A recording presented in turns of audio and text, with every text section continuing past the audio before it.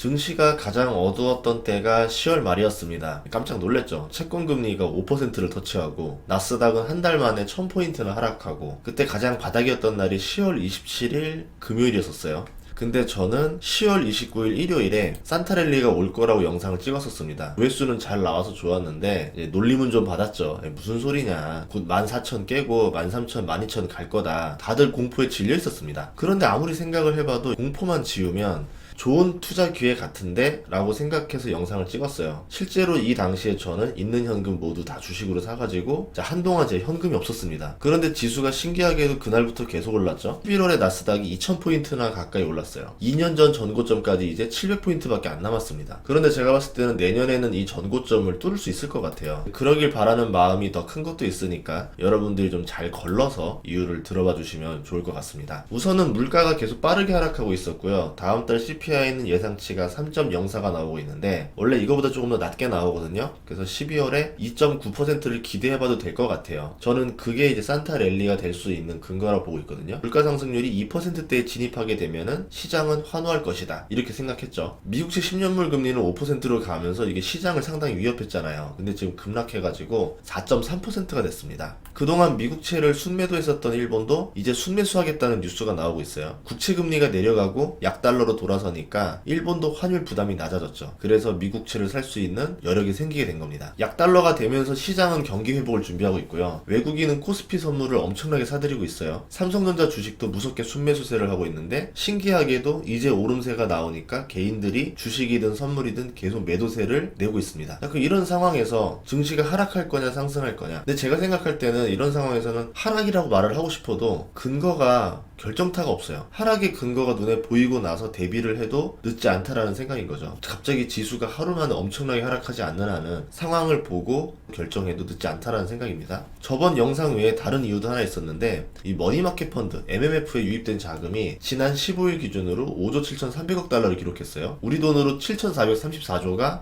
MMF에 들어와 있는 겁니다. 최근 1년 동안 들어온 돈이 1조 달러예요. 우리 돈으로 1300조 원이 여기에 들어왔다는 거죠. 그러니까 주식시장이라든가 채권시장이 안 좋을 수밖에 없죠. 돈들이 다 피해서 여기로 피신했기 때문에. 주식 채권으로 갈 것 없는 돈이 예금보다 이자를 좀 더 준다고 하니까 단기 고금리의 매력적인 MMF로 들어온 거죠. 이게 금리가 5% 정도 되거든요. 그럼 이 돈이 다시 어디로 가느냐가 중요하겠죠. 금리가 내렸으니까 MMF의 매력도 떨어지게 된 겁니다. 물론 이 돈이 다 주식으로 가진 않을 거예요. 예금보다 조금 더 금리가 높아서 왔던 자금들은 다시 예금으로 갈 수도 있을 거고, 채권이 하락하니까 피난처로 왔던 자금들은 이제 채권 가격이 오르고 있으니까 채권으로 다시 갈 겁니다. 이런 자금 빼고 주식들로 들어가겠죠. 그런데 금리가 더 많이 내리면은 이야기가 완전히 달라져요. 금리가 내리는 중에는 채권이 매력적이고 예금은 매력이 없습니다. 금리가 내리고 이제 바닥을 다질 때가 되죠. 내릴 만큼 내렸을 때는 채권은 매력이 없습니다. 예금도 매력이 없어요. 그러면 저금리란 얘기잖아요. 이때는 MMF, 채권, 예금, 돈이 갈 곳이 사라져요. 주식시장으로 유입될 가능성이 높다는 거죠. 하지만 금리나 초반부에 들어올 돈은 아니라는 겁니다. 나중에 증시가 더 오르고 나면은 부스터를 해줄 돈이라는 거예요. 근데 벌써 증시가 꽤 올랐고 나중에 부스터가 되게 되면 여기서 더 올라갈 수 있지 않을까? 사상 최대치를 깰 수도 있지 않을까? 이렇게 본 겁니다. 현재 S&P 500 시가총액이 40조 달러 정도 되고요. 빅테크 7종목 시가총액이 12조 달러 정도 됩니다. 30% 정도 차지하죠. MMF 5조 7천억 달러 중에서 1조 달러만 증시에 들어와도 S&P 500 시가총액에 2.5% 자금이 들어오는 거예요. 1조가 들어온다고 해서 시총 1조가 늘어나는 게 아니죠. 매수와 매도로 이루어지기 때문에 이런 자금이 들어오면은 실제로는 몇 배나 더 올라갑니다. 저번 주 금요일에 기관 외국인이 하나오션 주식을 둘 다 동시에 순매도를 해가지고 700억 정도를 했었거든요. 근데 시가총액이 1조가 사라졌어요. 그래서 연기금이 뭐 얼마나 들어온다, 패시브가 얼마나 들어온다 이럴 경우에 그 금액만큼 시가총액이 올라가는 게 아니라 그것의 몇 배 정도가 올라갈 수도 있다라는 겁니다. 그리고 내년에 미국 대선도 증시에 되게 좋은 호재인데요.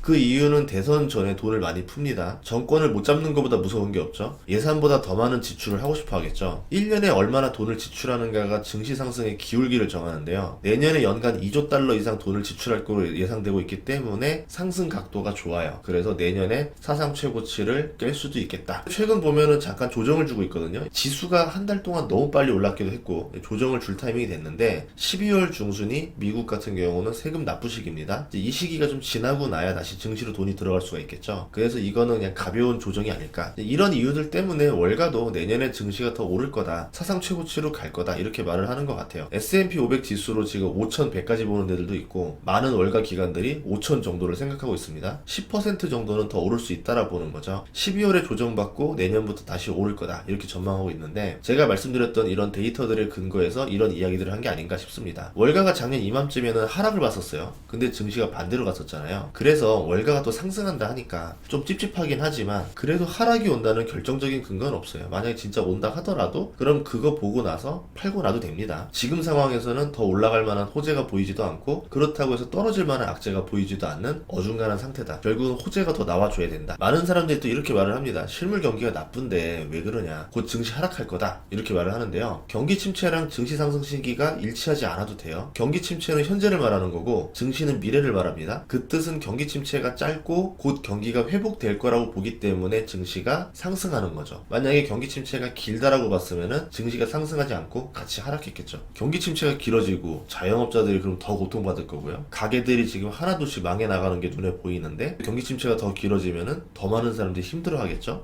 그래서 저는 이 경기 침체가 짧게 끝나고 빨리 경기가 회복되기를 바라는 마음을 가지고 있습니다. 그래서 긍정적인 뷰를 보는 쪽에 조금 더 마음이 가요. 그런 주간으로 말한다는 점을 여러분들이 좀 이해해 주셨으면 좋겠어요. 하락하면 기다리면 되고요, 상승하면 돈을 벌고 단순하게 투자하면 됩니다. 경기 침체가 길어지고 자영업자들이 고통받고 가게들이 하나둘씩 망해 나가는 모습을 보면서, 여기서 증시가 더 하락할 거야, 경기 침체가 더 심할 거야, 망해야 돼, 이런 뷰를 본다는 것 자체가 어떻게 보면 예방하는 차원에서 그렇게 말을 할 수도 있는 거겠지만, 그렇게 되면은 사람 심리가 어떻게 되냐면, 저는 또 개인 투자자이기 때문에 저도 상승을 해야 돈을 버는 거고, 많은 사람들이 경기 침체로 인해서 고통을 안 받았으면 좋겠다는 마음도 있는 상태인 거고, 그래서 저는 좀 상승 쪽에 더 많은 마음이 가요. 근데 만약에 제가 부정적인 뷰를 보면은 증시가 하락하는데 돈을 걸어야 되잖아요. 남들이 고통스러워야지만 내가 돈을 벌게 됩니다. 굉장히 아이러니하잖아요. 정신 건강에도 그렇게 도움이 될 것 같아 보이지는 않아서 웬만하면은 하락에는 돈을 걸지 않고 그냥 하락 뷰에도 가급적인 긍정적인 내용들이 없는가, 그렇게 생각하려고 하고 있습니다. 정말 큰 위기다 그러면은 그냥 현금 비중 정도 늘리는 정도를 하겠지만, 지금은 또 그렇진 않아요. 어떤 댓글을 보니까 뭐 제가 부동산만 있고 주식이 없다, 뭐 이렇게 말하는 분도 있는데, 코로나 전에 잠깐 그랬던 적도 있었죠. 돈이 좀 부족했을 때. 그때 부동산 하나도 안 팔았고 그냥 가지고 있고, 지금은 주식 비중이 훨씬 더 큽니다. 주식으로 얼마 벌었냐, 뭐 질문도 있고 한데, 저번에 스파르타 2기 영상에 제가 처음이자 마지막으로 딱 한 번 공개한 게 있어요. 거기 상세 페이지 가면 볼 수 있으니까 확인하고 싶은 분들은 확인하세요. 벌었습니다. 10월달에 주식을 사는데 모두 투입을 했습니다. 현금이야 다시 벌고 노동으로 늘리면 돼요. 돈은 주식이 벌어오는 거고, 저는 노동으로 돈을 벌면 되는 거고, 이제 그 패턴을 제가 20살 때부터 했었기 때문에 이렇게 하는 게 제 루틴에 맞더라고요. 현명한 판단으로 좋은 주식을 샀어요. 버티고 기다리면 끝나는데, 정신건강이 안 좋을 때 어떻게 됩니까? 마음이 막 불안해지니까 이 좋은 주식을 팔아버리죠. 그리고 나서 돈을 벌 수 있는 훌륭한 기회를 놓치게 됩니다. 그래서 오히려 일을 하는 게 더 돈을 많이 버는 것 같아요. 그리고 돈을 가볍게 보고 싶지가 않아요. 땀 흘려서 돈을 버는 걸 봐야지만 내가 주식으로 돈을 벌더라도 함부로 안 쓸 수가 있어요. 우리나라 60대 부부가 필요한 생활비가 288만 원이라고 국민연금 연구원에서 말을 했는데, 그렇지 못한 사람들이 그냥 대부분입니다. 60대 순자산 평균이 3억이래요. 그마저도 부동산이 대부분이고 금융자산이 거의 없어요. 노인 빈곤 문제가 지금도 굉장히 심각한데, 앞으로는 훨씬 더 심각해지겠죠. 빈곤한 노인들이 돈을 어떻게 벌려면 경기라도 회복이 돼야 일을 하든 장사를 하든 부족한 돈을 벌 수가 있잖아요. 근데 경기가 안 좋으면은 돈을 벌 방법도 없습니다. 지금 땀 흘려서 버는 돈들이 결국은 다 금융자산이 될 거 아니에요. 그리고 금융자산이라는 건 복리로 돈이 불어나기 때문에, 내가 지금 조금만 땀 흘려서 더 모아두면은 나중에 노인이 됐을 때 훨씬 더 커지겠죠. 지금 내가 돈을 벌 수 있을 때, 열심히 벌 수 있을 때 열심히 벌 수 있을 때 많이 벌어두는 게, 저는 그게 젊은 시절에 많은 사람들이 노후가 되면은 빈곤층으로 전락할 수가 있습니다. 그렇기 때문에 내가 투자로 지금 잠깐 잘 된다 해서 방심하지 말고, 벌 수 있으면 부지런히 벌어놔야 돼요. 중요한 거는 증시가 오르느냐 내리느냐가 아니라 이제 무엇을 사서 돈을 버느냐가 더 중요한데, 올해 증시가 오른 게 아니라 빅테크 주식이 올라서 올랐던 거거든요. 빅테크들이 S&P 시총 30% 차지하니까 지수상 오른 것처럼 보이는데, 나머지들은 오르지가 않았죠. 그런 본격적인 상승장도 아닌데 빅테크는 왜 올랐을까? 이런 생각도 해봐야 되겠죠. 시대가 원하는 사업을 하기 때문에 그래요. 아, 이번에 빅테크가 많이 올랐으니까 나머지 주식들이 많이 오르겠지? 그럼 빅테크를 다 팔고 나머지를 사야 되겠다, 이런 생각을 하는데, 그렇게 생각하면 안 되고, 왜 이게 올랐을지 필요합니다. 각자 분야에서 독점적으로 불경기도 돈을 잘 벌었었어요, 빅테크들이. AI, 클라우드, 플랫폼, 광고, 전자상거래, 컨텐츠, SNS, 앞으로 더 성장할 수밖에 없습니다. 시대의 흐름에 맞게 그런 주식을 사야지만 우리가 돈을 벌 수 있잖아요. 근데 우리는 그거를 시장을 이끌어간다고 해서 주도주라고 부릅니다. 빅테크가 향후 주도주가 될 가능성이 높기 때문에 시장이 본격적으로 상승하기도 전에 먼저 올랐던 거죠. 주도주를요, 남보다 먼저 사면 부자가 되는 거고, 남들과 비슷하게 사면은 적당히 버는 거고요, 남들보다 늦게 사면은 돈을 잃게 되는 겁니다. 그래서 남보다 먼저 사는 게 정말 중요해요.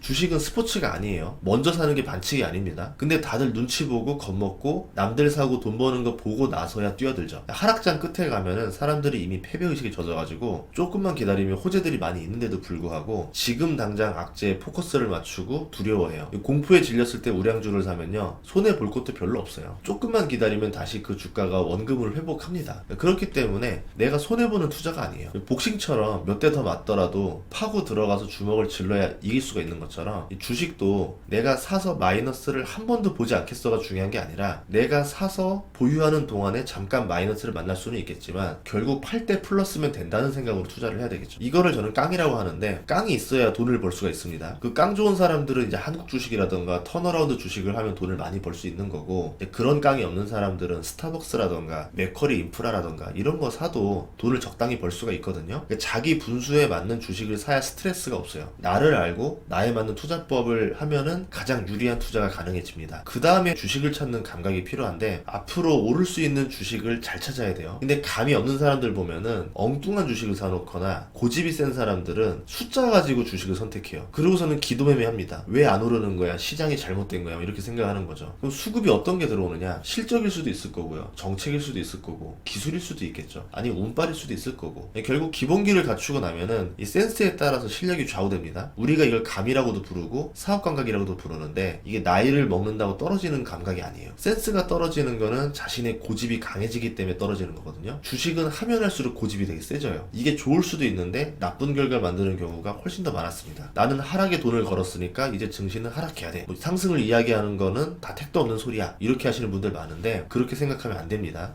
주식을 하면은 내가 산 주식이 오르는 뉴스만 보게 돼요. 떨어진다는 뉴스는 제목도 안 보려고 하고, 내가 산 종목이 아니면은 다른 뉴스는 보지도 않으려고 그래요. 사람이 편협해지는 거죠. 남들이 그렇게 말할 때는 다 그런 이유가 있을 거다. 근데 이 고집은요, 돈을 잃을수록 더 단단해지는 경우가 많아요. 그렇기 때문에 이 고집을 버리는 과정이 굉장히 중요합니다. 저는 이 고집 생기는 게 가장 무서워서 어떻게 하냐면은, 존경할 만한 사람들 계속 만나고, 생각이 유연한 사업가들 계속 만나서 저도 계속 이야기 듣고 조언을 듣고, 유튜브 게스트들 만나면서 그들의 의견을 받아들이려고 계속 노력해요. 그래야 마음속에 고집이 자라지가 않아요. 게스트가 출연해서 투자의 정답을 찾을 때도 있겠지만, 이 고집이 자라지 않게 농약을 쳐주거든요, 제 마음에다가.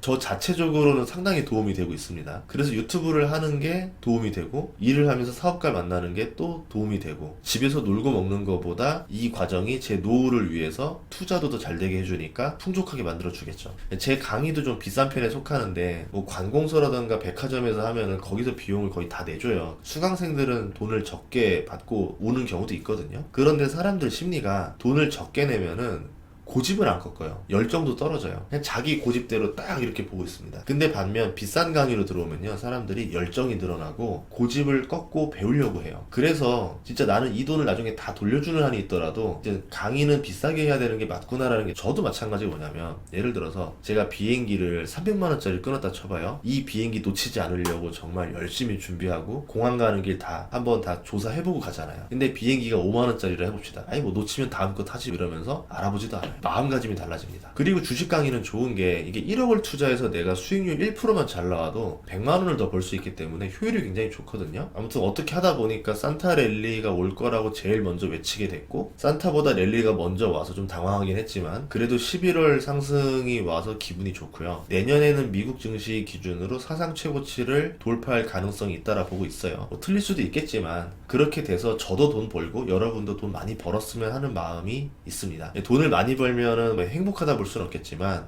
좋은 점이 많아요. 그래서 저는 여러분들이 돈을 좀 많이 벌었으면 좋겠어요. 비행기만 해도 비즈니스랑 이코노미랑 대우가 완전히 다릅니다. 시그니엘 가보면요 진짜 좋아요. 근데 그런 건 진짜 잠시 기분이고, 돈이 있으면 어떤 것들이 좋냐면 가족들이 아픈데 내가 도와줄 수 있잖아요. 그리고 가난한 노후를 보내지 않아도 되기 때문에 자녀들한테 부담을 주지 않아도 되잖아요. 사람과의 스트레스를 안 받을 수 있다는 점도 굉장히 매력적이고, 내가 시간으로부터 굉장히 자유롭다는 것도 매력적입니다. 올해 저 같은 경우는 주식으로 번 돈으로 부모님 집 사는 걸 좀 도와드렸는데 돈으로 행복할 수도 있구나 라는 거를 올해 좀 느껴봤어요. 그래서 좀 더 벌어봐야 되겠다 라는 생각이 들었거든요. 쿵쿵 뛰는 아이 때문에 이번에 1층 집도 얻게 됐는데, 돈을 벌었으니까 이게 해결할 수 있는 일들이잖아요. 필요할 때 해결 수단이 될 수 있다는 점이 좋습니다. 그렇기 때문에 여러분들도 돈을 벌어야 됩니다. 이 상승장 초입을 놓치면은 이렇게 할 수 있는 기회를 한번 놓치게 되는 거예요. 기회야 다음에 또 잡으면 된다라고 하지만 다음 기회를 내가 또 잡는다는 보장은 없잖아요. 기회를 알고 놓치는 것만 안 하면 됩니다. 물론 틀릴 수도 있어요. 우량주를 사게 되면은 시간으로 극복이 가능해요. 그래도 몇 년 안에는 본전으로 돌아오는 경우가 많거든요. 물론 이제 진짜 우량주 말하는 겁니다. 아무튼 오늘은 좀 제가 데이터보다는 주저리